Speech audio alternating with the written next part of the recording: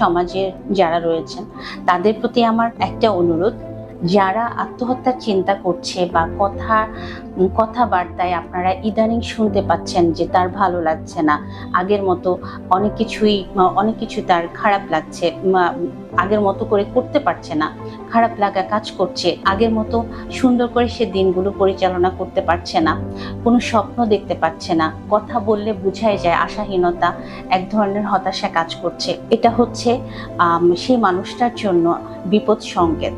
আমরা দেরি না করে সেই মুহূর্তে যদি সম্ভব হয় তাহলে অবশ্যই আমি প্রফেশনাল সাইকোথেরাপিস্টের শরণাপন্ন হব।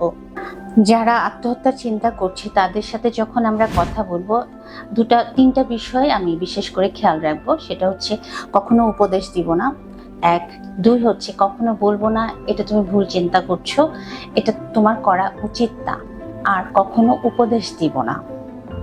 আমি চেষ্টা করব তার পাশে থাকার, কোনো ধরনের প্রশ্ন না করে খুব মনোযোগ দিয়ে তার কথা শোনা।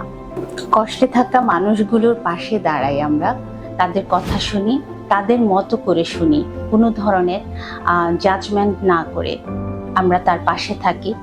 হতে পারে আপনার এই ছোট 2-1টা কথা তার জন্য নতুন জীবনের সম্ভাবনা।